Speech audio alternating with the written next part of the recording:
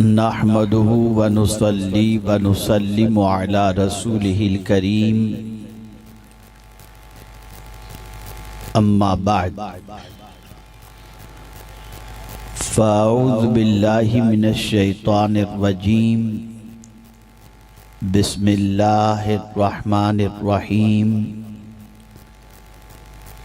इअलमू अन्नमल हयातुद दुनिया लइबुन व लहव वज़ीना व तफ़ाख़ुरुम बैनकुम व तकासुरुन फ़िल अम्वालि वल औलाद। सदक़ल्लाहुल अज़ीम। काबिल क़द्र उलमाए ज़वील एहतराम, हाज़रीन व नाज़रीन सुन्नी इज्तिमा, अस्सलामु अलैकुम व रहमतुल्लाहि व बरकातुहू।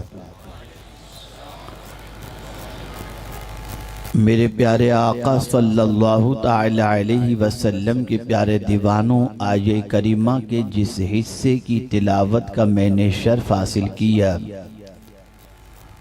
उससे मुताल्लिक़ कुछ मारूज़ात पेश करने से पेशतर आकाए करीम रऊफ़ुर रहीम अलैहि तहिय्यत व तस्लीम की बारगाह बेकस पनाह में जिस तरीक़े से मैं पढ़ाऊँ, अक़ीदत व मोहब्बत में डूब कर उसी तरीक़े से दुरूद व सलाम का नजराना पेश करें।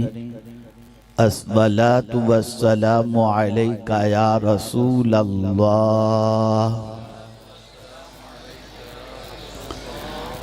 अस्सलातु वस्सलामु अलैका या हबीब अल्लाह, अस्सलातु वस्सलामु अलैका या नबी अल्लाह, अस्सलातु वस्सलामु अलैका या नूर अल्लाह, व अला आलिका व अस्हाबिका या हबीब अल्लाह, सल्लल्लाहु ताला अलैका वसल्लम। मेरे प्यारे आका सल्लल्लाहु ताला अलैहि वसल्लम के प्यारे दीवानों, असर से लेकर इस वक्त तक बहुत सारी मुफीद बातें आपने उलमा से, मुबल्लिगीन से, बुलबुल बाग़ मदीना से, मौलाना ज़हीर मिसबाही साहब वग़ैरह से समाअत फरमाई। मैं भी थोड़ी देर के लिए आपके दरमियान हाजिर आया हूँ और एक ऐसे मौजू के साथ हाजिर आया हूँ जिसको जानना और जिस मौजू को समझना सिर्फ मुसलमान ही के लिए ज़रूरी नहीं, बल्कि पूरी दुनिया के इंसानों के लिए समझना ज़रूरी है। अगर मैं कुरान मुक़द्दस की जिस आयत की तिलावत का शर्फ हासिल किया, उसकी थोड़ी सी तशरीह करूँगा तो इंशाअल्लाहुल अज़ीम आप इस आये करीमा के हवाले से और इसमें मौजूद अल्लाह अज़्ज़ व जल्ल के फरमान को समझने के बाद आप ये महसूस करेंगे कि जिस परवरदिगार ने इस दुनिया को पैदा फरमाया है, उसने इस दुनिया की ज़िंदगी के हवाले से कितनी प्यारी तस्वीर और कितनी सही तस्वीर खींची है। अगर मैं ये कहूँ तो गलत न होगा कि मज़मून ऐसा है कि अगर इस पर पूरी किताब लिख दी जाए तब भी कम है, लेकिन ये कुरान का बहुत बड़ा मौजज़ा है कि एक किताब जो मज़मून को समेट न सके, अल्लाह ने उसे एक आयत के अंदर जमा फरमा दिया। मेरे प्यारे आका सल्लल्लाहु ताला अलैहि वसल्लम के प्यारे दीवानों, रब्बे क़दीर जल्ल जलालहू ने दुनिया की जिंदगी का नक्शा खींचा और दुनिया के इंसानों को बताया कि ये दुनिया की जिंदगी है क्या। जिस ज़मीन पर हम अपनी ज़िंदगी की साआतों को गुजार रहे हैं, जिस ज़मीन पर हम सुबह भी कर रहे हैं और रात भी कर रहे हैं, जिस ज़मीन पर हम जीते भी हैं और जिस ज़मीन पर हम मरते भी हैं, जिस ज़मीन पर हमारे बच्चे भी होते हैं और हम अपनी ज़िंदगी की आसाइश और ज़िंदगी के लम्हात को गुजारते हैं, ये ज़िंदगी है क्या? ये दुनिया की ज़िंदगी क्या है? अल्लाह अज़्ज़ा व जल्ल ने इसकी इब्तिदा इस ज़िंदगी के बारे में, उसके ज़िक्र के बारे में इब्तिदा इन लफ्ज़ों से, इन अल्फाज से, इस लफ्ज़ से किया, इल्मू, जान लो। कुरान का ये उस्लूब है कि जब कोई अहम मज़मून होता है तो उससे पहले अलर्ट करता है, आगाह करता है, तंबीह करता है। इल्मू, जान लो। यहाँ ये बात आपको जहन में रखनी है कि जिस तरीके से बहुत सारी चीज़ों के सिलसिले में जानने की हम कोशिश करते हैं, वैसे ही हमें इस दुनिया की ज़िंदगी के बारे में भी जानना ज़रूरी है। और ये जानने का हुक्म अल्लाह अज़्ज़ा व जल्ल अता फरमा रहा है, इल्मू, जान लो।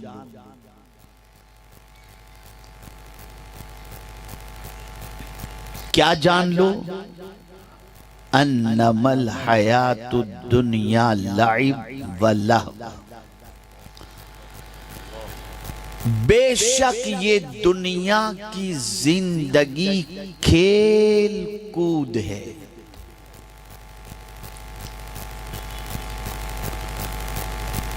मेरे प्यारे आका सल्लल्लाहु ताला अलैहि वसल्लम के प्यारे दीवानों, इस दुनिया की जिंदगी के हवाले से पहली बात परवरदिगार ने फरमाई कि ये दुनिया की जिंदगी क्या है? एक खेल और कूद, तमाशा।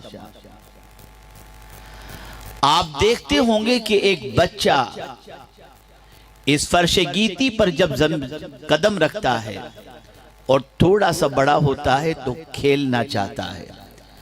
मैं अभी डॉक्टर सोहेल के घर पर था, जिस कमरे में था वहां पर लाइन से गाड़ियां, बच्चों की टॉयज की जो कार होती हैं, उसकी भरमार लगी हुई थी। उन्होंने कहा ये मेरे बच्चे के लिए सारी चीजें हैं। पता चला एक बच्चा खिलौने से जिस तरीके से खेलता है, लेकिन उम्र के कुछ हिस्से के गुजर जाने के बाद उसी खिलौने से उसकी दिलचस्पी खत्म हो जाती है। कभी वो खिलौना तोड़ देता है, कभी खिलौने से खेलना छोड़ देता है और खिलौने से उसकी दिलचस्पी खत्म हो जाती है। मेरे प्यारे आका सल्लल्लाहु अलैहि वसल्लम के प्यारे दीवानों, इसी तरीके से आप इंसानी जिंदगी को देखें कि जवानी के अंदर इंसान की पोजीशन ये होती है कि इस दुनिया के अंदर हर किस्म के खेल कूद के लिए वो तैयार होता है, लेकिन जब 70 क्रॉस कर लेता है तो जिस तरीके से बच्चे को खिलौने से दिलचस्पी खत्म हो जाती है, इसी तरीके से उस इंसान को भी दुनिया की जिंदगी की दिलचस्पियां उसकी खत्म होती नजर आती हैं। इसको दूसरे एंगल से समझें, खेल कूद। अल्लाह अकबर। आज दुनिया का बेशुमार इंसान, दुनिया के बेशुमार इंसान खेल कूद ही के अंदर मसरूफ नजर आते हैं और उनकी जिंदगी खेल कूद ही के अंदर गुजरती नजर आती है। आप देखें मेरे प्यारे आका सल्लल्लाहु अलैहि वसल्लम के प्यारे दीवानों, जिंदगी कम होती जा रही है, उम्र कम होती जा रही है, अय्याम गुजरते चले जा रहे हैं, इंसान खेल कूद के अंदर मसरूफ है और दुनिया तो जैसे जैसे तरक्की कर रही है, नई नई गेम्स आ रही हैं। पहले मैदान में खेला जाता था, अब बेडरूम में खेला जा रहा है, अब घर में बैठकर खेला जा रहा है, अब फ्लाइट में बैठकर खेला जा रहा है। अब जिंदगी का एक एक लम्हा खेल कूद के अंदर खर्च होता नजर आता है। लेकिन जब उम्र का बहुत सारा हिस्सा गुजर जाता है तो इंसान कहता है मैंने तो अपनी जिंदगी गंवा दी, खेल कूद में गंवा दी। अल्लाह अकबर, ये जिंदगी है क्या? ये खेल कूद है, ये तमाशा है। आज आप देखें दुनिया की वो ताकतें जो इंसान को तबाह करना चाहती हैं, बर्बाद करना चाहती हैं, उन्होंने खेल कूद का मैदान इतना वसी कर दिया कि अब हर कोई खेल कूद में मसरूफ है। दुनिया का कोई कारोबार चलता हो या न चलता हो, खेल कूद का कारोबार चलता नजर आएगा। रात को भी चल रहा है, दिन में भी चल रहा है, और हर जगह ये खेल कूद का सिलसिला चलता हुआ नजर आता है। कल तक जो बच्चा अपने आप को ऐसे खिलौनों से वाबस्ता करता था जिससे उसको कुछ सीखने भी कभी कभी मिल जाता, लेकिन आज की पोजीशन ऐसी है कि ऐसे वीडियो गेम उसके हाथ में दे दिए गए हैं जिसकी वजह से दिमाग खत्म हो रहा है, एनर्जी वेस्ट हो रही है, सलाहियतें दम तोड़ रही हैं, और इंसान खेल कूद के अंदर मसरूफ हो गया। आज बड़ी अच्छी तरीके से इंसान मुशाहिदा कर सकता है कि आज की दुनिया जो है वो खेल कूद की तरफ हमारी तवज्जो को मबजूल करा रही है, और इससे ये बात वाज़ेह तौर पर समझ में आती है कि ये दुनिया की जिंदगी क्या है, खेल तमाशा है। अल्लाह अकबर, आप देखें हमारी जिंदगी किस तरह से गुजर रही है, हमारा हाल किस तरीके से है, हमारी कैफियत क्या है। मैक्सिमम इंसान आज के दौर का खेल कूद के अंदर मसरूफ हो चुका, खेल तमाशे में मसरूफ हो चुका। लेकिन कुरान मुकद्दस में रब्बे कदीर जल्ल जलालहू ने उन लोगों के बारे में फरमाया जो लोग दुनिया की जिंदगी से ज्यादा आखिरत की जिंदगी को पेश नजर रखते हैं। उनको परवरदिगार ने फरमाया कि तुम अपनी जिंदगी को खेल कूद वाली जिंदगी न बनाना, आओ तुम्हें बताया जाए तुम्हारी जिंदगी क्या हो, तो उस जिंदगी के मकसद को कुरान की रोशनी में समझो। अल्लाह फरमाता है अल्लज़ी खलक़ल मौत वल हयात लियब्लुवकुम अय्युकुम अहसनु अमला। जिंदगी और मौत अल्लाह ने तुम्हें इसलिए अता की और इसे इसलिए पैदा किया गया ताकि अल्लाह तुम्हें आजमाए कि तुम में कौन है जो सबसे अच्छा अमल करता है। वो लोग जो खेल तमाशे में अपनी जिंदगी गुजार देते हैं वो कफे अफसोस मलते हैं। वो लोग जिनकी जिंदगी खेल कूद में गुजर जाती है वो बुढ़ापे की दहलीज पर पहुंचने के बाद मायूसी के अलावा उनकी निगाहों के सामने कोई और चीज नहीं होती। मेरे प्यारे आका सल्लल्लाहु अलैहि वसल्लम के प्यारे दीवानों, ये दुनिया फना होने वाली है, ये दुनिया मुस्तकिल रहने वाली नहीं है। इस दुनिया में आने के मकसद को पेश नजर रखो।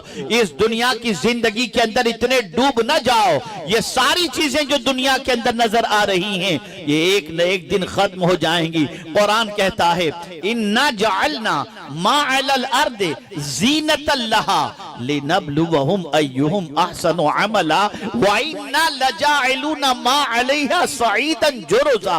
अल्लाह फरमाता है जो कुछ जमीन पर हमने जीनत बनाई ये इसलिए ताकि हम तुम्हें आजमाएं कि तुम इसमें खो करके, इसमें डूब करके तुम मुझे भूल तो नहीं जाते। ये सारी चीजें इसलिए हैं ताकि हम तुमको आजमाएं कि इन्हें याद रखते हो या अपनी जिंदगी के उस मकसद को याद रखते हो जिस मकसद के लिए तुमको हमने पैदा किया। अल्लाह अकबर। और आज जमीन के ऊपर तुम बहुत कुछ देखते हो, पहाड़ देखते हो, हिल स्टेशन देखते हो, जमीन पर दरख्त देखते हो, जमीन के ऊपर बहुत सारी नेमतें देखते हो। ये सारी चीजें तुम जमीन के ऊपर पहाड़ देख रहे हो, सब कुछ देख रहे हो, लेकिन सुन लो कभी तुम बागात में उलझ जाते हो, कभी गार्डन में उलझ जाते हो, कभी हिल स्टेशन में उलझ जाते हो, कभी वहां जाकर अय्याशियां करते हो, कभी बहुत बड़ी होटलों को देखकर जमीन के ऊपर उसमें रहने की आरज़ुएं अपने दिलों में पैदा करते हो। ये सारी चीजें जो जमीन के ऊपर तुम्हें बहुत खूबसूरत नजर आती हैं, अल्लाह फरमाता है वइन्ना लजाइलुना मा अलैहा सईदन जुरुजा। जो कुछ जमीन के ऊपर तुम्हें नजर आ रहा है ना उसे हम चटियल मैदान कर देंगे, एक दिन तुम्हें कुछ नजर नहीं आएगा। सब फिनिश।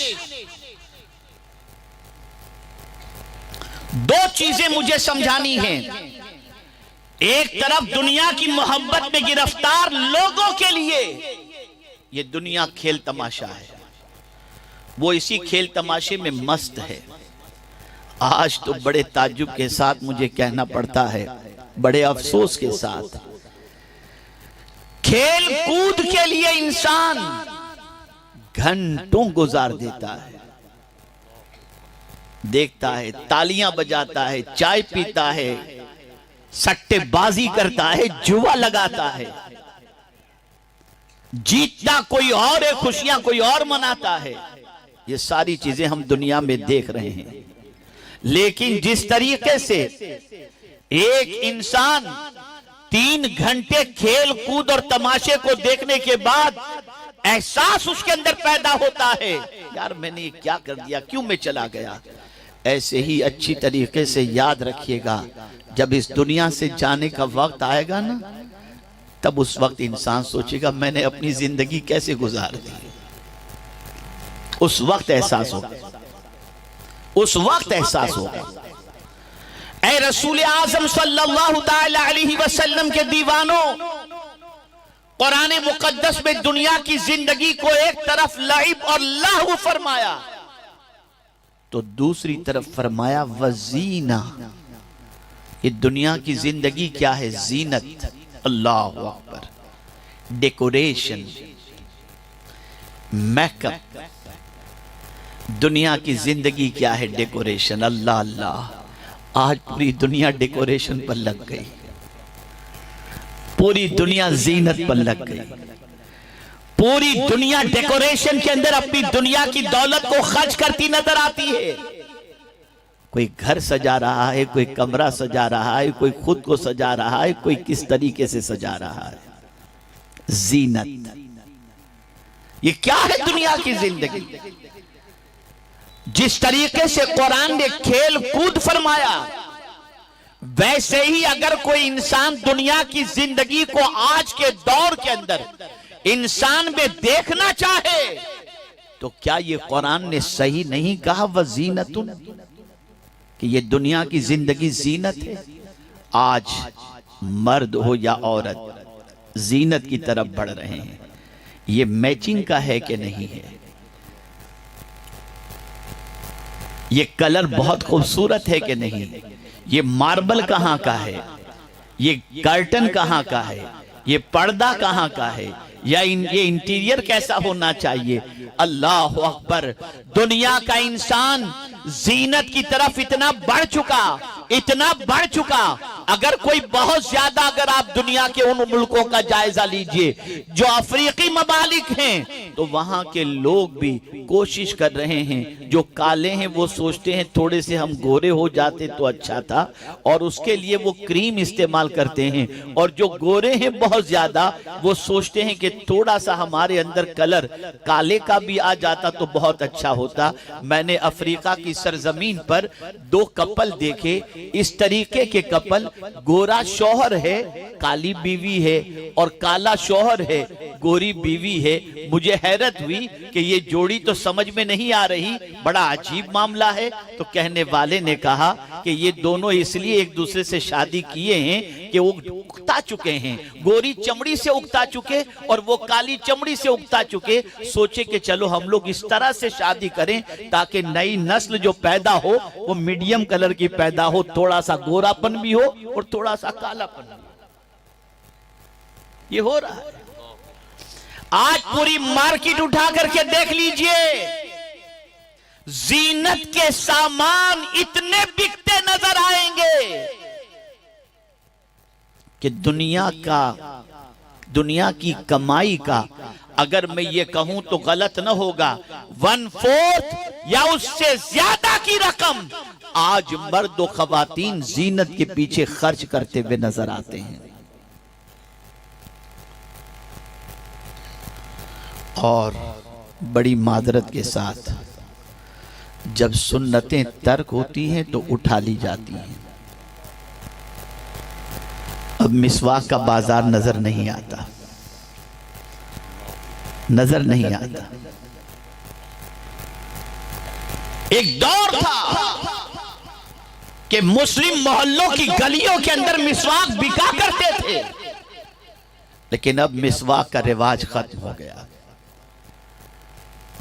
इसलिए कि इंसान ये सोचता है कि वो लोग जो मुआशरे के अंदर बहुत इज्जत वाले और पैसे वाले कहलाते हैं, वो तो मिसवाक के इस्तेमाल की बजाय बहुत कीमती ब्रांड का फला ब्रश इस्तेमाल करते हैं, फला टूथपेस्ट इस्तेमाल करते हैं। हम भी वही करेंगे। मैं मना नहीं करता कि टूथपेस्ट और टूथब्रश इस्तेमाल करना मना है, इससे इनकार नहीं करता, लेकिन मैं ये कहता हूं, अर्ज करने का मकसद ये है कि आप दुनिया में देख लें कि अल्लाह के रसूल सल्लल्लाहु अलैहि वसल्लम की सुन्नतें उठती चली जा रही हैं, और वो सारी चीजें जो जीनत की हैं, जहां हमने एड देख ली दांतों को मजबूत करने के लिए, दांतों को चमकाने के लिए ये पेस्ट इस्तेमाल करो, मार्केट में फौरन गए, लाओ ये पेस्ट हमें दे दो, ये ब्रश तुम्हारे दांतों को तकलीफ नहीं पहुंचाएगा, हम फौरन चले गए। लेकिन मेरे आका सल्लल्लाहु अलैहि वसल्लम दांतों ही को चमकाने की बात नहीं कर रहे हैं, बल्कि पैगंबर रहमत सल्लल्लाहु अलैहि वसल्लम बीमारियों से हिफाजत के लिए और ईमान पर खात्मे के लिए इरशाद फरमाते हैं, जो शख्स मिसवाक का इस्तेमाल का पाबंद होगा, अल्लाह ताला उसका खात्मा ईमान पर फरमाएगा। लेकिन ये रिवाज खत्म हो गया। जीनत, डेकोरेशन की तरफ बढ़ रहे हैं, जीनत की तरफ बढ़ रहे हैं। क्या है ये दुनिया?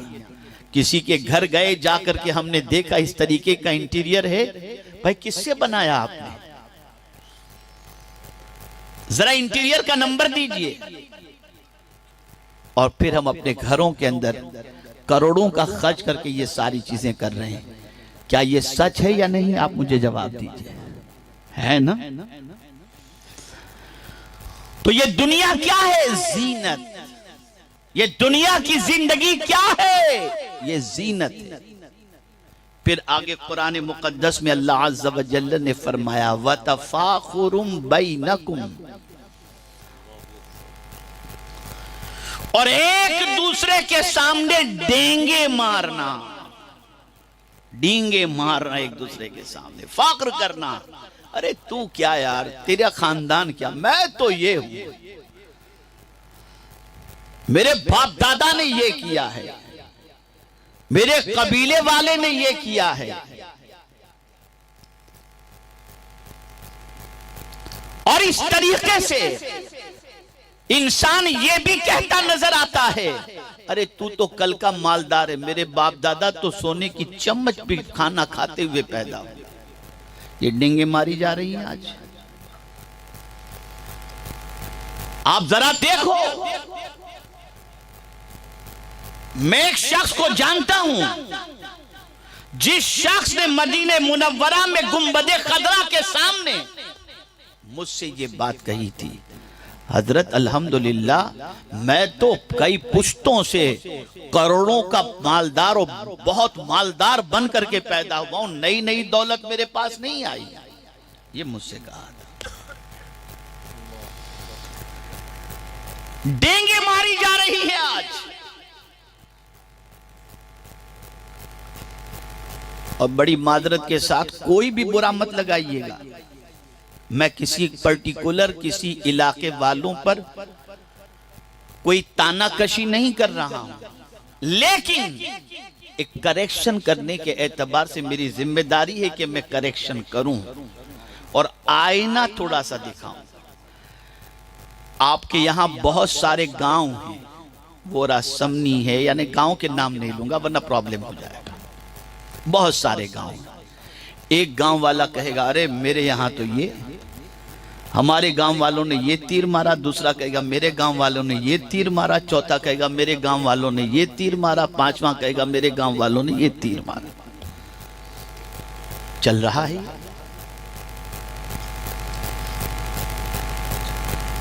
और फिर सिचुएशन ये है कि इस पर प्राउड फख्र कर रहे हैं। ये है दुनिया की जिंदगी। अल्लाह अल्लाह, कुर्बान जाइए मेरे आका सल्लल्लाहु अलैहि वसल्लम की अजमत पर। रसूल आज़म सल्लल्लाहु अलैहि वसल्लम ने भी ये जरूर इरशाद फरमाया कि जो सबसे बेहतरीन कबीला था अल्लाह ने मुझे उसमें पैदा किया। लेकिन फिर सरकार फरमाते हैं ला फखरी, मैं इस पर फख्र नहीं करता। ये वाज़ेह फरमा दिया कि मैं ये फख्र के तौर पर नहीं कहता, ये मैं अल्लाह के शुक्र के तौर पर कह रहा हूं। लेकिन आज नीचे दिखाने के लिए कहा जाता है, गिराने के लिए कहा जाता है, दलील करने के लिए कहा जाता है, रुसवा करने के लिए कहा जाता है, तहकीर के लिए कहा जाता है। ये तफाखुर, ये दुनिया की आज की जिंदगी है। देख लो आप, जो आईना कुरान ने दिखाया है आप उससे थोड़ा सा भी हट नहीं सकते, और जो कुछ मेरे रब ने फरमाया है वो बिल्कुल हक है। क्या फख्र मुबाहात का मामला है, इतनी ढेंगे मारी जा रही हैं जिसकी कोई इंतहा नहीं, और हर एक इल्ला माशाअल्लाह नीचे दिखाने ही की कोशिश कर रहा है, और इसी में इंसान की जिंदगी आज की गुजर रही है। फिर आगे रब्बे कदीर जल्ल जलालहू ने फरमाया व तकासुरुन फिल अमवाल वल औलाद,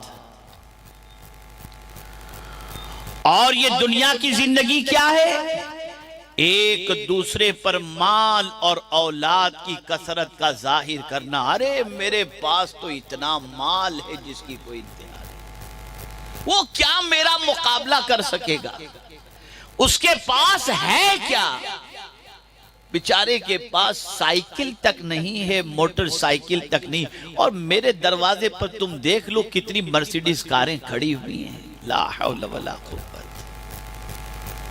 यह है दुनिया की जिंदगी, यह है दुनिया का इंसान जो इस तरीके की आज के दौर में जिंदगी गुजार रहा है। अब इससे क्या हासिल हुआ, सिवाय टेंशन के, बेचैनी के, बेकरार के, बेकरारी के और कुछ भी इससे हासिल न हो सका। अल्लाह ने दुनिया की जिंदगी का नक्शा खींच दिया और फिर एक मिसाल के जरिए वाज़ेह फरमा दिया, कमसल गैसिन आजबल कुफ्फार नबातु सुम्मा यहीजु फतराहु मुस्फरन सुम्मा यकूनु हुतामा। ये इंसान ये तसव्वुर करता है ये सारी चीजें मेरे पास परमानेंट रहेंगी, लेकिन अल्लाह फरमाता है ये जो चमकती दमकती चीजों को देखते हो ना, ये क्या है, ये बिल्कुल इसी तरीके से है कि एक बंदा, गौर से सुनिएगा, एक बंदा जमीन में कोई दाना डाला, बारिश हुई, सब्जा निकला, खेत लहलहाता हुआ नजर आया, देखकर उसे उस खेत को, उसकी आंखों को ठंडक पहुंची, और उसके कुछ दिनों के बाद फिर ये खेत चटियल मैदान बन गया। जिस तरीके से चटियल मैदान देखने के बाद खेत को जाय होते देखकर या खेत को खत्म होते देखकर इंसान का चेहरा अफसुर्दा हो जाता है, इसी तरीके से ऐ लोगो ये दुनिया की जिंदगी पर ये सारी चमक दमक जो देख रहे हो ना, वो भी इसी तरीके से खत्म हो जाएगी, और फिर तुम अब अफसोस होगा कि ये दुनिया की मोहब्बत में हम क्यों गिरफ्तार रहे। इसलिए मोमिन को वाज़ेह तौर पर इस दुनिया के बारे में बता दिया गया, अद्दुनिया सिजनुल लिल मुमिन, दुनिया मोमिन के लिए कैद खाना है। और एक साहिब दिल बुजुर्ग फरमाते हैं कि कैद खाने में रहने वाला जिस तरह से कैद से रिहाई के इंतजार में लगा रहता है और कैद खाने में उसका दिल घुटता चला जाता है। बहुत गौर से सुनिएगा, अगर ये बात आपके दिमाग में बैठ गई तो इंशाअल्लाह अज़ीम बहुत बड़ा सबक लेकर के आप यहां से उठेंगे। आकाए करीम सल्लल्लाहु अलैहि वसल्लम ने फरमाया दुनिया मोमिन का कैद खाना है, मोमिन के लिए कैद खाना है। आप तसव्वुर करें, जो बंदा कैद खाने में रहता हो उस बंदे को कैद खाने में अपने महबूब से मिलने नहीं दिया जाता, यानी वो कैद की जिंदगी गुजार रहा है, रोजाना मुलाकात नहीं हो पाती, वहां पर कैदो बंद की सऊबतें बर्दाश्त करता है। उसकी तमन्ना होती है मैं जल्दी से यहां से निकलूं ताकि यहां से निकलने के बाद जिसको मैं बहुत चाहता हूं मैं उसका चेहरा देख लूं। एक साहिब दिल बुजुर्ग फरमाते हैं अल्लाह वालों का दिल भी दुनिया में नहीं लगता, इसलिए कि इस दुनिया में रहकर उन्हें खुदा का दीदार नसीब नहीं होता। वो चाहते हैं जल्दी से हमारी रूह परवाज हो और इस कैद से निकले ताकि खुदा के दीदार से माला माल हो जाएं। ये होता है, ये दिल वालों की पोजीशन होती है। जो इस दुनिया से दिल नहीं लगाते, किससे दिल लगा रहे हैं? दुनिया जीफतुन व तालिबुहा कलाम। सरकार फरमाते दुनिया मुर्दार है और इसका तालिब कुत्ते की तरह है। दुनिया मुर्दार है और इसका तालिब कुत्ते की तरह है। आप जानते हैं कुत्ते की मिसाल क्यों दी सरकार सल्लल्लाहु अलैहि वसल्लम ने? बिल्कुल दुनियादार की और कुत्ते की मिसाल के अंदर कोई फर्क न कुत्ते की आदत में न दुनिया की मोहब्बत में गिरफ्तार इंसान की आदत में आपको फर्क नजर आएगा। मिसाल दूं आपको, एक कुत्ते के सामने मुर्दार यानी बड़ा जानवर भैंस मरी हुई रख दी जाए कुत्ते के सामने, अकेला कुत्ता है, अकेला कुत्ता है, उसकी ताकत नहीं है कि ये पूरी भैंस को खा सके। वो थोड़ा सा खाएगा, पेट छोटा है, लेकिन खाकर उसी के पास बैठा रहेगा और कोई उस भैंस को खाने आएगा तो भौंकना शुरू कर देगा। यही दुनिया की मोहब्बत में गिरफ्तार इंसान की पोजीशन होती है कि वो चाहेगा कि मुझे मैं ही सब खा जाऊं, किसी दूसरे को मिलना नहीं चाहिए। आज अगर भाई दौलत की वजह से भाई का दुश्मन है तो वजह सबसे बड़ी यह है कि कुत्ते वाली सिफत उसके अंदर मौजूद। यूं ही नहीं कहा सरकार ने, मेरे आका बहुत बड़े माहिर नफ्सियात थे। रसूल आजम सल्लल्लाहु अलैहि वसल्लम ने जो अक्कासी की है, दुनिया का कोई दानिश्वर ऐसी अक्कासी नहीं कर सकता। कहां जा रहे हैं हम? सुबह उठकर दुनिया, शाम सोते वक्त दुनिया। कभी आखिरत के बारे में भी हमने सोचा? कभी मरने के बाद खुदा की बारगाह में हाजिर होने के सिलसिले में हमने सोचा कि वहां हमारे पास क्या होगा? हम ये दुनिया की जिंदगी इस खेल तमाशे के अंदर बिजी हो गए। जैसे एक खेल तमाशा चल रहा होता है, आपने देखा होगा, हम तो अक्सर देखते हैं साल में कभी एक या कभी दो मर्तबा स्टेडियम, अंदर जाकर नहीं बाहर से। इसलिए कि आपके दयादरा की अब्दुल्ला भाई पटेल प्रेस्टन में जहां रहते हैं उनके घर के बिल्कुल बाजू ही में स्टेडियम है। जब वहां मैच होता है तो वहां भीड़भाड़ बहुत ज्यादा होती है, और भीड़भाड़ होती है तो हम पूछते हैं कि क्या कोई मैच वगैरह है, तो पता चल जाता है मैच है। और जब भीड़भाड़ नहीं होती तो समझ जाते हैं कि कोई मैच नहीं है। स्टेडियम को थोड़ा सा सोचो, क्या होता है जब मैच होता है तो पूरा स्टेडियम फुल, और मैच खत्म होता है तो कव्वे उड़ने लगते हैं। यह है दुनिया, यह है दुनिया, यह दुनिया है। जिस तरीके से खेल खत्म हुआ और वीराना, इसी तरीके से दुनिया भी खत्म हो जाएगी और सन्नाटा हो जाएगा। मेरे प्यारे आका सल्लल्लाहु अलैहि वसल्लम के प्यारे दीवानों, अल्लाह की दी हुई जिंदगी की कद्र करो। ये दुनिया की जिंदगी इसलिए है कि हुजूर सल्लल्लाहु अलैहि वसल्लम ने फरमाया, अद-दुनिया मज़राअतुल आखिरा, दुनिया आखिरत की खेती है। ये जुमला मेरा जिंदगी भर याद रखना। आज के मुसलमानों, अपना करेक्शन करो, अपनी सोच को दुरुस्त करो। मुसलमान आखिरत को खुदा के हवाले कर दिया और दुनिया के लिए मेहनत करता है, हालांकि मामला उल्टा है। आखिरत के लिए मेहनत का हुक्म है और दुनिया को खुदा के हवाले करने का हुक्म। आपको समझाऊं, मैं कुरान की रोशनी में बताऊंगा। अल्लाह ने रिस्क आपका मुकद्दर कर दिया, आपको मेहनत का हुक्म है, फिर अल्लाह पे छोड़ दो। मेहनत करो, अल्लाह पे छोड़ दो। मेहनत का हुक्म है, मेहनत सुन्नत है। लेकिन जब मेहनत की बात आती है और कोशिश की बात आती है तो कहां के लिए कोशिश करना है? तो कुरान कहता है वमन अरादल आखिरत वसअ लहा सायहा वहुवा मुमिन फउलाइका काना सायुहुम मशकूरा। कुरान कहता है जिसने आखिरत का इरादा किया और उसके लिए कोशिश की और वो मोमिन है तो अल्लाह उसकी कोशिशों की कद्र करेगा। पता चला आखिरत अल्लाह के हवाले करने के लिए नहीं, आखिरत के लिए कोशिश करने का हुक्म है। हम कितनी कोशिश करते हैं? जरा सिर्फ इतना सोच लें, दुनिया के लिए कितनी कोशिश करते हैं और आखिरत के लिए कितनी कोशिश करते हैं। दुनिया के लिए कितना वक्त निकालते हैं और आखिरत के लिए कितना वक्त निकालते हैं।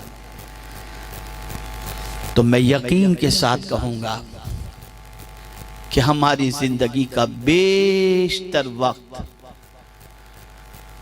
दुनिया दुनिया दुनिया दुनिया दुनिया ही के लिए निकलता है और आखिरत के लिए हमारे पास कोई भी वक्त नहीं है, कोई वक्त नहीं। बल्कि चंद मन चले नौजवान तो ये कहते अरे मौलाना माअज़ल्लाह देखा जाएगा। मियाँ देखा जाएगा नहीं, क्या देखा जाएगा? बस एक आखिरी बात अर्ज कर दूं और मैं चाहूंगा कि इसको आप सुनने के बाद अपनी ज़बान पर लगाम देने की कोशिश करें। एक वली कामिल थे, पहाड़ के बिल्कुल करीब उनका घर था। बारिश हुई, बारिश को देखने के बाद उन्होंने जब देखा कि बारिश पहाड़ पर बहुत अच्छी तरीके से गिर रही है और पानी नीचे गिर रहा है, मंजर देखकर बहुत खुश हुए और जबान से सिर्फ इतना निकला कि काश इन काले पत्थरों पर भी हरियाली उग जाती तो कितना अच्छा होता। बस ये जुमला जबान से निकला। गैब से आवाज आई, मेरे बंदे क्या मेरी बनावट के अंदर भी तुझे ऐब नजर आने लग गया?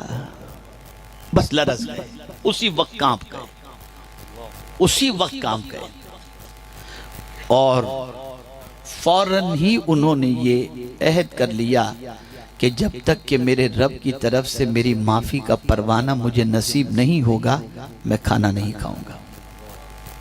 छोड़ दिया खाना उन्होंने।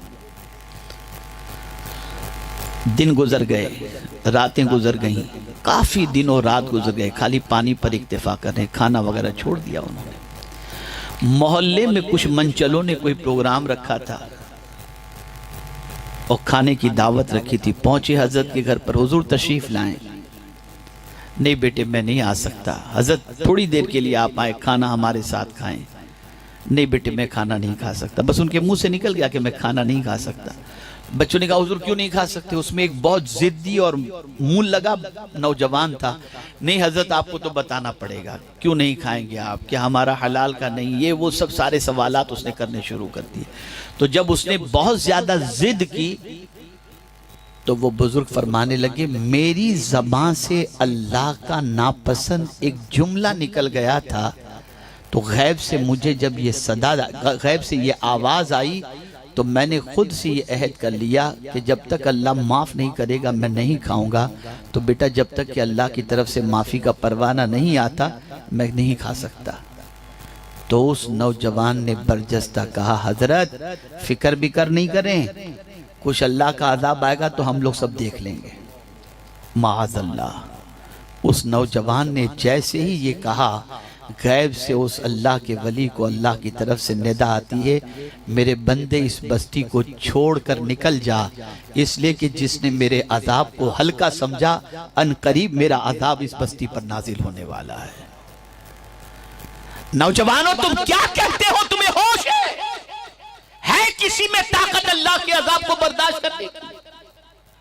आज बड़ी आसानी के साथ अल्लाह के अजाब के सिलसिले में नौजवान कुछ भी कह देते हैं, कुछ भी बक देते हैं। इतना आसान नहीं। जब सर का दर्द बर्दाश्त नहीं हो सकता तो अल्लाह का अजाब क्या बर्दाश्त होगा? तो ऐ रसूल आज़म सल्लल्लाहु अलैहि वसल्लम के दीवानों, मुझे इस वक्त मौला अली करमल्लाहु ताला वजहुल करीम की एक बात याद आ रही है जो मुफक्किर इस्लाम से मैंने सुना था। जानते वो बात क्या है?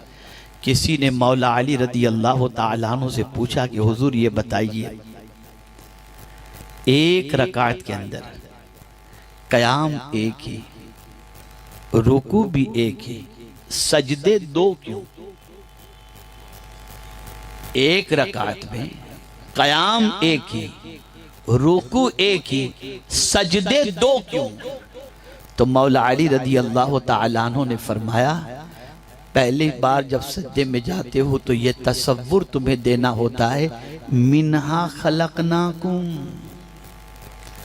हमने इसी मिट्टी से तुमको पैदा किया। और दूसरे सज्जे में जब तुम जाते हो तो ये तसव्वुर देना होता है, वफीहा नुईदुकुम, इसी में पलट कर तुम्हें जाना, यानी मिट्टी से पैदा हुए और मिट्टी ही में तुम्हें जाना है, इसलिए दो सजदे। फिर उनसे पूछा गया कि ये दरमियान में दोनों सजदे के जो रुकने का वक्फा है ये क्या? कहा यही तो कुल जिंदगी है, यही कुल जिंदगी है। दो सजदे के दरमियान जितना पीरियड है वही तुम्हारी कुल जिंदगी है। और हम समझ बैठे अरे अभी तो बहुत लंबी जिंदगी पड़ी है। क्या लंबी जिंदगी? अभी 2 हफ्ते पहले सुन्नी दावत इस्लामी के एक अजीम सरपरस्त और बानियान सुन्नी दावत इस्लामी में से अलहाज उस्मान ज़रोदरवाला साहब, जो इस दारे फानी से कुछ कर किसी को मालूम भी नहीं था, वुजू करके मस्जिद के अंदर आए, सुन्नत अदा की, कोई तकलीफ नहीं, घर से नाश्ता करके निकले, कोई तकलीफ नहीं, बस पंसूरा लेकर पढ़ने के लिए कुर्सी पर बैठने ही जा रहे थे कि लुढ़क गए, रूह परवास कर गए। क्या हम और आप जानते हैं कब तक जिएंगे? नहीं, हम नहीं जानते। बल्कि अभी 2 रोज पहले मेरे उस्ताद के पास में बैठा हुआ था तो मुझसे फरमा रहे थे, मौलाना सजदे में जब सर जाता है ना तो डरता, सोचता हूं कि कहीं उठा सकूंगा कि नहीं उठा सकूंगा, हो सकता है इससे पहले रूह परवास कर जाए। हम कोई नहीं जानते। क्या तैयारी है हमारे पास? आप हो या मैं हूं, मैं सिर्फ आपकी बात नहीं करता, मैं अपनी भी बात कर रहा हूं। क्या है हमारे पास? क्या जमा कर रखा है हमने? कुछ भी तो नहीं हमारे पास। कितनी नेकियां हैं हमारे पास? कुछ भी हमारे पास नहीं। हमने इस दुनिया के लिए बहुत जमा कर रखा, लेकिन साथ ले जाने के लिए कोई भी चीज नहीं। सुन लो, अगर ये जुमला याद रह जाए तो इसको याद करते रहना, दिमाग में बसाए रखना, दिल में बसाए रखना, और गुनाहों से तौबा करके अपनी जिंदगी को सीधे रास्ते पर लाने की कोशिश करना।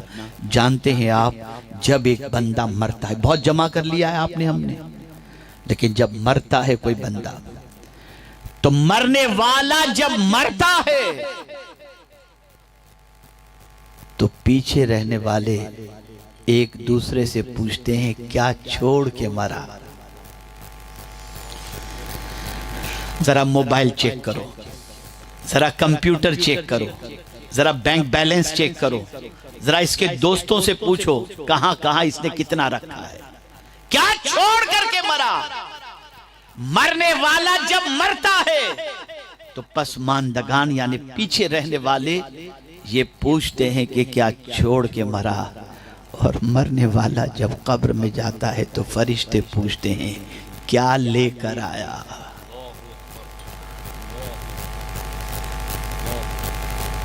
जो छोड़ के जाना है वो तो हमने बहुत जमा करके रखा है, और जो लेकर जाना है वो कितने नेक अमाल है हमारे पास। होश के नाखून लो, अक्ल व शऊर से काम लो, जिंदगी को गनीमत समझो, आखिरत के लिए आखिरत की खेती इस दुनिया में करो।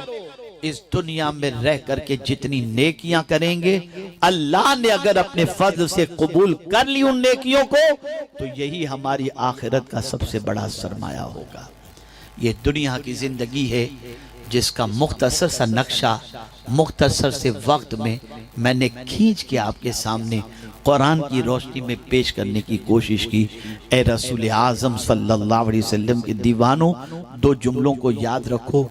जितनी ज्यादा दुनिया की मोहब्बत पैदा होगी, बेकरारी उतनी ही बढ़ती जाएगी, और जितनी ज्यादा आखिरत की मोहब्बत पैदा होगी, सुकून उतना बढ़ता चला जाएगा।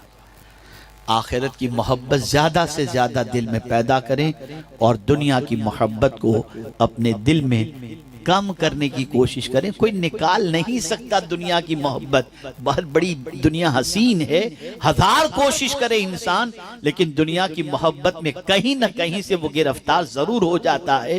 तो मोहब्बत तो इसकी खत्म नहीं हो सकती, लेकिन ये है कि कोशिश करें कि दुनिया की मोहब्बत कम से कम हो और आखिरत की मोहब्बत ज्यादा से ज्यादा हो। अल्लाह रब्बुल इज्जत जल्ल जलालहू, आकाए करीम रऊफ रहीम अलैहि तहियत व तस्लीम के सदक़ो तुफैल हम सब के रुख को आखिरत की तरफ कर दे, और हमें दुनिया की मोहब्बत से ज्यादा आखिरत की मोहब्बत अता फरमाए, और आखिरत की तैयारी में मसरूफ रहने की ज्यादा से ज्यादा तौफीक नसीब फरमाए। सुन्नी दावत इस्लामी दर हकीकत आपके दिलो दिमाग के अंदर अल्लाह अज़्ज़ व जल और उसके रसूल सल्लल्लाहु अलैहि वसल्लम की मोहब्बत को जगह देना चाहती है, और हमारी ख्वाहिश होती है कि हमसे जो वाबस्ता हो, तहरीक से जो वाबस्ता हो, उसकी ज़िंदगी अल्लाह और उसके रसूल की तालीमात से करीब हो जाएं। आपसे गुजारिश है, आप सुन्नी दावत इस्लामी से जुड़ें, इसके काम को यहाँ पर मजबूत करें। और आज ही हमने एक मंसूबा बनाया है, और मैं उम्मीद करता हूँ उस मंसूबे को अमली जामा पहनाने के लिए आप हमारा साथ देंगे इंशाअल्लाह अज़ीम। यहाँ के भरूच जिले के हर गांव के अंदर हम कोशिश करेंगे कि हर एक अलग अलग गांव के अंदर मुंबई से कोई ना कोई एक मुबल्लिग आएंगे हर महीने, और आकर के यहाँ सुन्नी दावत इस्लामी का इज्तिमा करेंगे। आप शरीक हुआ करें, सीखा करें, अपनी जिंदगी को कानून इलाही और कानून रसूल सल्लल्लाहु अलैहि वसल्लम के सांचे में ढालें, और अपने आप को दीन से करीब करें, इसलिए कि कब्र में दीन पूछा जाएगा, और दीन जितना आपकी जिंदगी में ज्यादा आएगा, अल्लाह उतनी ज्यादा इज्जत अता करेगा, और दीन जिंदगी से जितना कम होता जाएगा, रुसवाई उतना ही मुकद्दर बनती चली जाएगी। तो दीन को अपनी जिंदगी में शामिल करो। इंशाअल्लाह हम इस सिलसिले को आगे बढ़ाएंगे। जिस जिस देहात के अंदर, जिस जिस गांव के अंदर तहरीक का कोई मुबल्लिग पहुंचे, आप उस गांव के इज्तिमा में शरीक हों, दीन सीखें, अपने आप को अल्लाह और उसके रसूल से करीब करने की कोशिश करें। और आखिरी ऐलान, माशाअल्लाह यहाँ से हर साल जुमा के रोज वादी नूर के इज्तिमा के लिए जब विरार शटल यहाँ से ट्रेन चलती थी 4 बजे, तो आप लोग यहाँ से निकलते थे। अब भी आते हैं, लेकिन कम आते हैं, थोड़े कम हो गए। मैं चाहता हूँ कि आप ज़्यादा से ज़्यादा तादाद में आएँ। क्या ख्याल है, आएंगे इंशाअल्लाह? जवाब ऐसा दें मुझे थोड़ा सा, इंशाअल्लाह। लेकिन कब आना है आपको? आपको शनिचर की सुबह तक पहुँच जाना है इंशाअल्लाह। वादी नूर पहुंचना है। यार इतना सोचो, हमारे लिए हुजूर सल्लल्लाहु अलैहि वसल्लम पूरी पूरी रात रो रो कर दुआएं करते गुजार दिए। हम थोड़ी सी तकलीफ दीन की खातिर बर्दाश्त करने को तैयार नहीं। मैं उन 2 लोगों को आज भी जानता हूं जो जुम्मा की रात को वादी नूर के इज्तिमा के इख्तिताम के बाद मैदान में आकर के खुले आसमान के नीचे बैठ जाते थे, एक लंबी सी तस्बीह लेकर, और पूरी पूरी रात पढ़ते रहते थे। दिन में थोड़ा सा सोते थे, फिर वहां पढ़ने बैठ जाते थे, और कहते थे क्या करें, अल्लाह अज़्ज़ा व जल्ल के इतने बंदे यहाँ पर आते हैं और 40 के अंदर अल्लाह का कोई एक नेक बंदा होता है। यहाँ बैठकर हम इसलिए पढ़ते हैं किसी नेक बंदे की नजर हम पर पड़ जाए। ऐसे भी लोग आते हैं, ऐसे ऐसे देहातों से लोग आते हैं जिनके पास स्टॉल से खाने के लिए कुछ खरीद कर खाने के पैसे नहीं होते और कपड़े की थैली के अंदर 2 दिन की रोटियां लेकर के और अचार लेकर के आते हैं और मैदान में बैठ करके वहां पर 2 दिन तक अल्लाह का जिक्र सुनते हैं और अचार रोटी खा करके अल्लाह के रसूल के जिक्र से अपने सीने को मुनव्वर करके जाते हैं। आपको तो अल्लाह ने दिया है, निकलो अल्लाह की राह में, आखिरत की तैयारी करो, आखिरत के लिए मेहनत करो, मशक्कत करो, तकलीफें झेलो, मुसीबतों को बर्दाश्त करो। इंशाअल्लाह अज़ीम यहाँ दीन की राह में जितनी तकलीफें बर्दाश्त करोगे, आखिरत की तकलीफें उतनी ही अल्लाह अज़्ज़ा व जल्ल दूर फरमा देगा। तो आप तारीख याद रखें, 12वीं तो भूल नहीं सकते, है ना? तो 12, 13, 14 दिसंबर इंशाअल्लाह, 12 को ख़वातीन के लिए, 13 को मर्दों के लिए। लेकिन आपसे गुजारिश है, मैंने आज मालूमात हासिल की तो पता चला कि जुम्मा की रात की काफ़ी ट्रेनों की टिकट्स बुक हो चुकी हैं। आप में से जो अभी तक नहीं कराए, जिस ट्रेन के अंदर भी आपको सीट मिल जाए, रिजर्वेशन मिल जाए, बड़ी तादाद में प्राइवेट व्हीकल से जिस तरीके से मुमकिन हो सके हर गांव से बस निकालो, गाड़ियां निकालो, कसीर तादाद में पहुंचो, ताकि हम सब मिलकर अल्लाह की बारगाह में तौबा करेंगे। अल्लाह ताला अपने फजल से अपने हबीब के सदके में हमारी तौबा को कबूलियत अता फरमाए, मकबूल फरमाकर हम सब के गुनाहों को माफ फरमाए। मैं उम्मीद करता हूँ इंशाअल्लाह आप आएंगे नहीं इंशाअल्लाह अज़ीम। व मा अलैना इल्लल बलागुल मुबीन। अस्सलामु अलैकुम व रहमतुल्लाहि व बरकातुहू।